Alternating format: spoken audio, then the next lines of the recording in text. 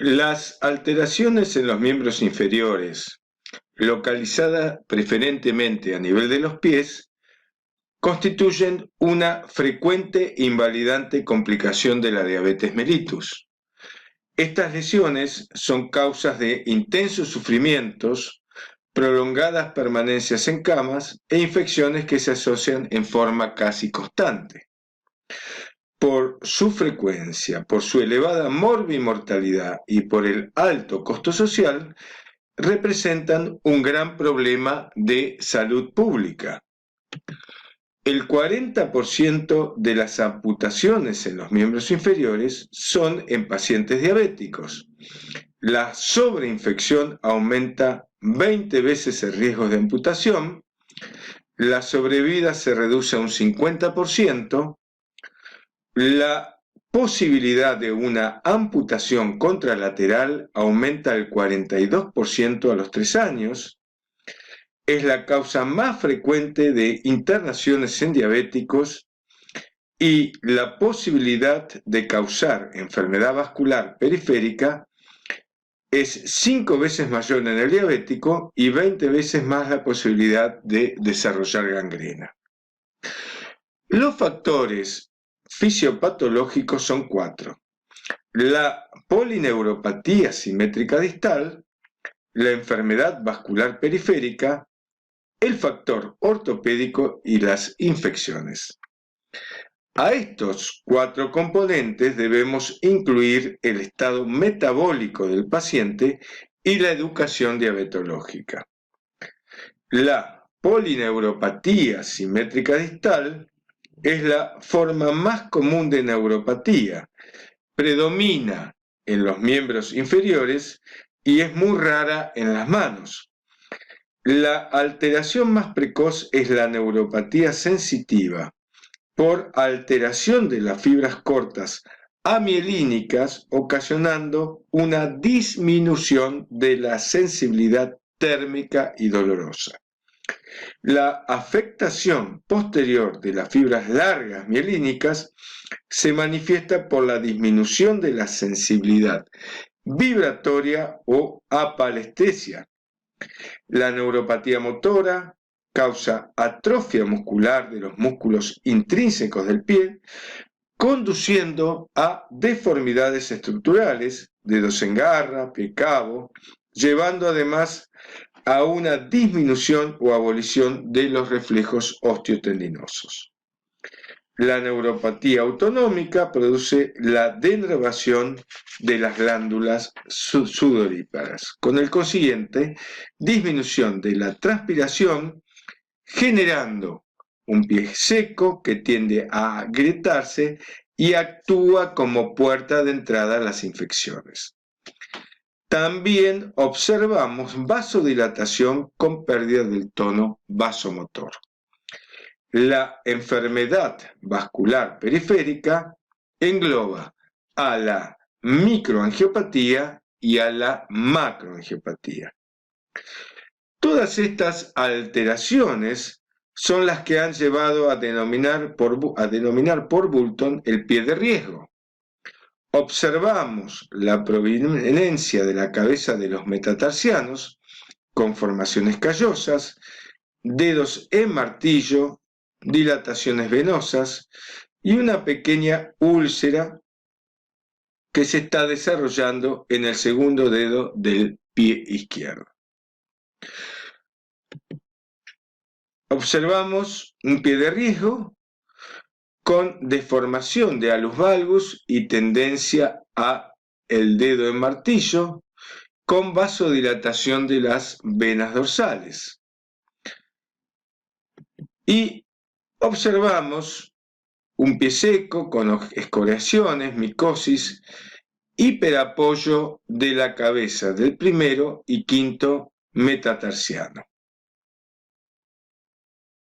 La úlcera neuropática es la que más frecuentemente vemos en la práctica y se conoce como mal perforante plantar.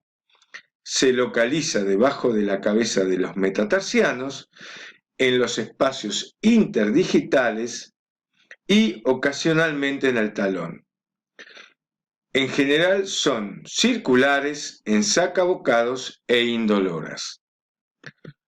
La neuropatía sensitiva hace que estas úlceras sean frecuentemente indoloras y con gran tendencia a la infección, que incluso puede llegar al tejido óseo produciendo osteomielitis. La deformidad ósea genera una presión vertical de arriba abajo, a lo que se le suma un adelgazamiento de la almohadilla plantar. Acá observamos los pasos que van llevando a la producción del mal perforante plantar. Otra complicación poco frecuente, pero grave, es la neuropatía o artropatía de Charcot. El cuadro se inicia con microtraumatismos, el pie se deforma, adquiere un aspecto característico que toma la denominación de pie cúbito y durante las siguientes semanas se produce una rápida destrucción ósea en el sitio de la lesión.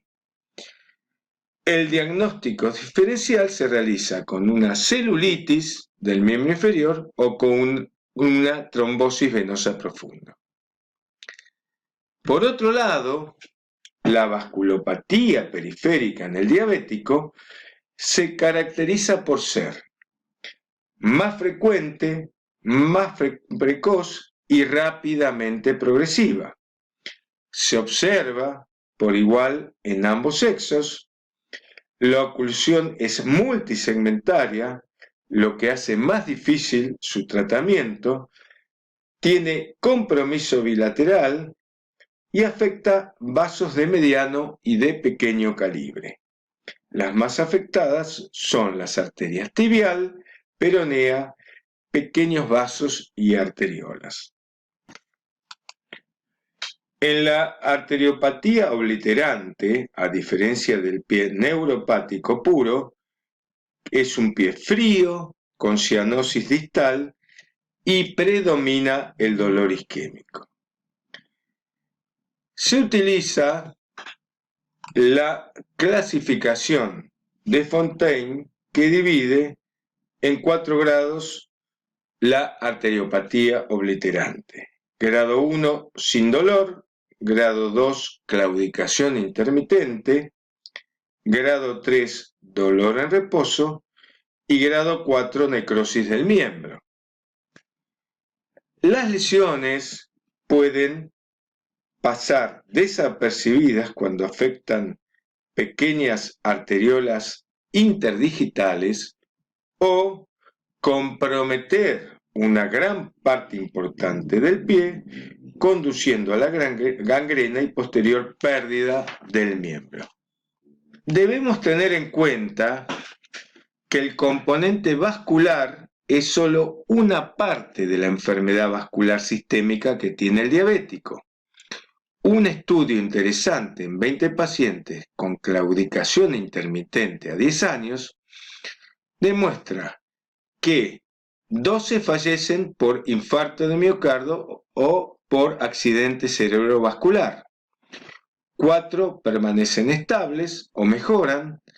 3 van a necesitar cirugía arterial y 1 va a la amputación del miembro. Cuando a estos componentes del pie se les agrega la infección, la evolución del mismo se agrava ostensiblemente, aumentando los riesgos de internaciones y amputación del miembro. Debemos recordar que la infección en el diabético es menos sintomática, con mayor tendencia a la necrosis y con mayor invasión local y sistémica. Las manifestaciones clínicas son flogosis local, drenajes purulentos, formación de trayectos fistulosos, crepitación que pueden indicar la presencia de gérmenes anaerobios, fiebre y signos de infección sistémica. Observamos un pie rojo y caliente con una flictena del segundo dedo del pie. Acá observamos una importante celulitis de todo el pie con distintas puertas de entrada. Dijimos que las úlceras plantales neuropáticas tienen alta tendencia a sobreinfectarse. Las úlceras las podemos clasificar en superficiales y profundas. Las primeras no suelen comprometer la integridad del miembro y el origen de la infección es monomicrobiano. Las profundas pueden comprometer el miembro y aún la vida del paciente y son polimicrobianas. Un tercio de estas se asocian a osteomielitis. ¿Cuáles son las situaciones que acrecientan la probabilidad de desarrollar osteomielitis? Cuando la celulitis o úlcera lleva más de 2 semanas de evolución, cuando existe antecedentes de osteomielitis previa, cuando la úlcera tiene más de 2 centímetros de diámetro o una profundidad mayor de 3 milímetros, cuando existe exposición ósea o contacto con el hueso, o cuando el paciente tiene una eritrosedimentación mayor a 70 milímetros. Para las lesiones del pie diabético, una de las clasificaciones más utilizadas es la de Wagner, que nos brinda además una proyección evolutiva y terapéutica. Se divide en normal, no riesgo, grupo 0, no lesión. El paciente tiene piel intacta, pero tiene pie de riesgo, tiene neuropatía o vasculopatía. El grupo 1 tiene úlcera superficial que afecta solo la piel. El grupo 2, úlcera profunda que puede tomar tendón y articulaciones. El grupo 3, absceso y osteomielitis. El grupo 4, gangrena del antepié o uno o varios dedos. Y el grupo 5, gangrena de todo el pie.